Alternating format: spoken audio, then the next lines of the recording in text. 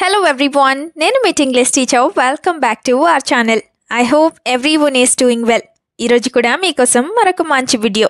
Before starting this video, ఈ video డిస్క్రిప్షన్లో మీ అందరికీ ఉపయోగపడే మంచి ప్రొడక్ట్స్ని ట్యాగ్ చేశాను. అవి మీకు నచ్చితేనే లింక్ క్లిక్ చేసి పర్చేస్ చేయండి. ఇప్పుడైతే ఈ వీడియోలో ట్రావెలింగ్కి సంబంధించిన సెంటెన్సెస్ ఉండబోతున్నాయి.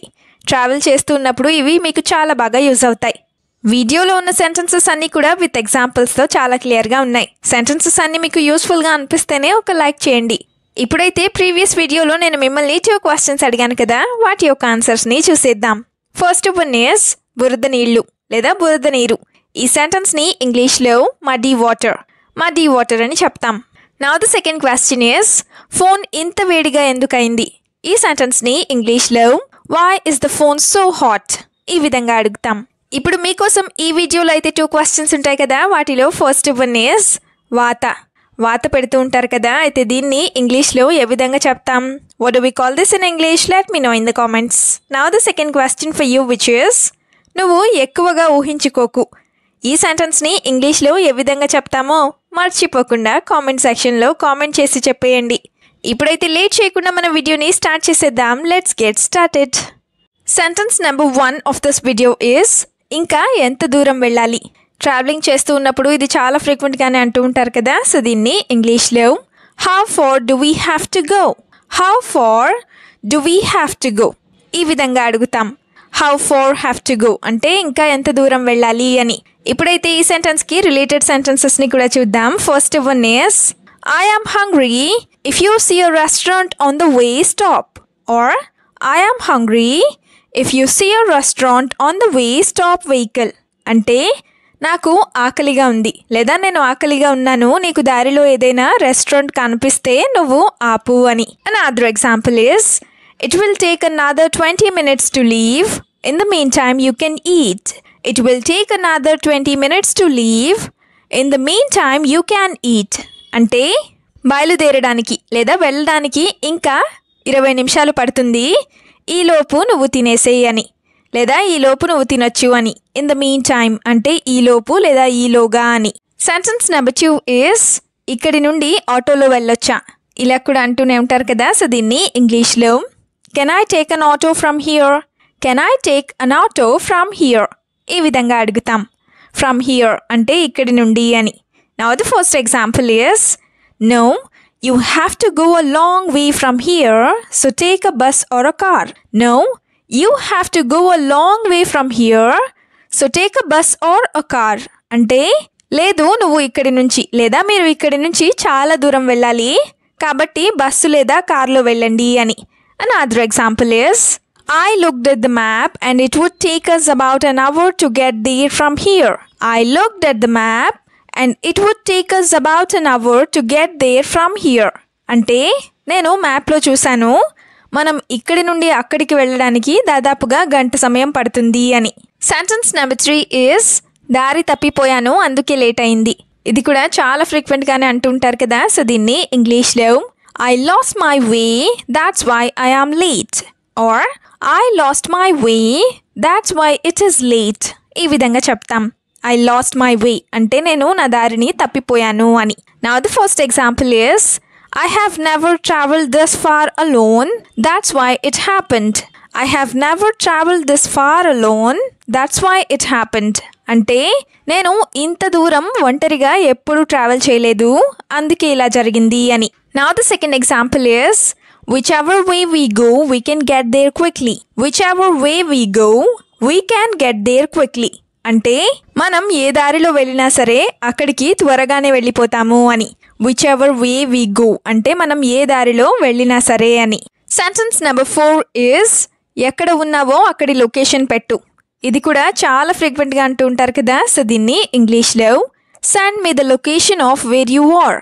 Send me the location of where you are ఈ విధంగా అడుగుతాం. ఇప్పుడైతే ఫస్ట్ ఎగ్జాంపుల్ని చూద్దాం. అదేంటంటే I don't really understand where you are, so please share the location with me and I will come. I don't really understand where you are, so please share the location with me and I will come. అంటే నువ్వు ఎక్కడ ఉన్నావో నాకు అర్థం కావడం లేదు, కాబట్టి నువ్వు నీ లొకేషన్ పెట్టు, నేను వస్తాను అని. Another example is I will share the location, you book an auto and come there. I will share the location, you book an auto and come there, or you come here. అంటే నేను నీకు location share చేస్తాను, నువ్వు auto book చేసుకొని అక్కడికి వచ్చేయి లేదా ఇక్కడికి వచ్చేసేయి అని. సెంటెన్స్ నెంబర్ 5 is ఇంకాస్త లేట్ అయితే ట్రైన్ మిస్ అయ్యేది. ఇది కూడా ట్రావెలింగ్ టైంలో అంటూనే ఉంటారు కదా. సో దీన్ని ఇంగ్లీష్లో If I had been any more late, I would have missed the train. If I had been any more late, I would have missed the train. అంటే నేను ఇంకాస్త ఆలస్యం చేసుంటే ట్రైన్ మిస్ అయ్యేవాన్ని లేదా ట్రైన్ మిస్ అయ్యేదాన్ని అని. Now the first example is I was so worried that I would miss the train. It's all because of you. Or I was so worried that I would miss the train. It is all because of you. అంటే train miss అయిపోతానేమో అని నాకు చాలా కంగారుగా అనిపించింది, ఇదంతా కేవలం నీ వల్లే అని. Another example is if you don't come on time this time, I will go alone. If you don't come on time this time, I will go alone. అంటే నువ్వు ఈసారి సరిగా టైంకి రాకపోయినట్లయితే నేను ఒక్కడినే లేదా నేను ఒక్కదాన్నే వెళ్ళిపోతాను అని. సెంటెన్స్ నెంబర్ 6 is తినడానికి ఏం తీసుకువచ్చావు. ట్రావెలింగ్లో ఫుడ్ కూడా ఇంపార్టెంటే కదా. సో దీన్ని ఇంగ్లీష్లో what did you bring to eat, what did you bring to eat ఈ విధంగా అడుగుతాం. Now the first example is I don't like eating out, so I cooked it myself and brought it with me. I don't like eating out or outside, so I cooked it myself and brought it with me. అంటే నాకు బయట తినడం ఇష్టం లేదు, అందుకే నేనే వండుకొని నేను తీసుకువచ్చుకున్నాను అని. Another example is you cooked very well. I really enjoyed eating this food on the train. You cooked very well. I really enjoyed eating this food on the train. అంటే నువ్వు చాలా బాగా వండావు, ట్రైన్లో ఈ ఫుడ్ తినడం నాకు చాలా బాగా అనిపించింది అని. నెక్స్ట్ సెంటెన్స్ is ఇంత దూరం ఉంటుందనుకోలేదు. బాగా ఎక్కువగా దూరం ఉన్నప్పుడు ఇలా అంటూ ఉంటారు కదా. సో దీన్ని ఇంగ్లీష్లో I didn't think it would be this far, or I didn't think it would be this far. ఈ విధంగా చెప్తాం. I didn't think అంటే నేను అనుకోలేదు లేదా నేను ఆలోచించలేదు అని. Now the first example is I can't climb this mountain, I will go down. I can't climb this mountain, I will go down.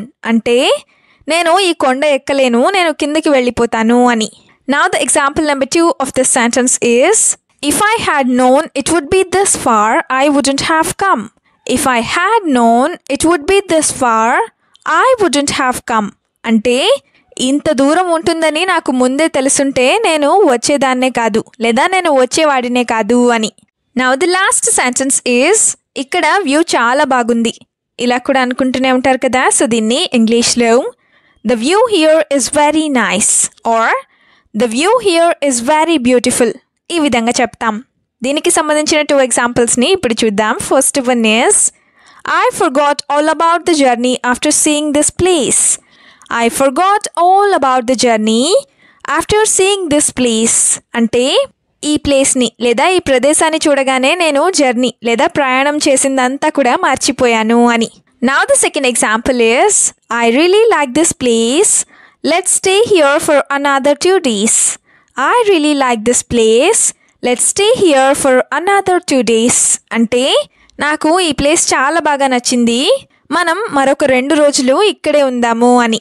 వీడియోని ఎండ్ వరకు చూసినందుకు థ్యాంక్ యూ సో మచ్. వీడియోలో ఉన్న సెంటెన్సెస్ అన్నీ తరచూ ప్రాక్టీస్ చేస్తూ ఉన్నట్లయితే you will become a better and fluent English speaker. ఈ వీడియో మీకు ఏ విధంగా అనిపించిందో మీ ఫీడ్బ్యాక్ని మాత్రం తప్పనిసరిగా కామెంట్ సెక్షన్లో కామెంట్ చేసి చెప్పండి. We'll meet you again with the useful and interesting video. Until then, keep learning, keep practicing, and keep supporting Tinglish Teacher. Have a good day. Bye-bye.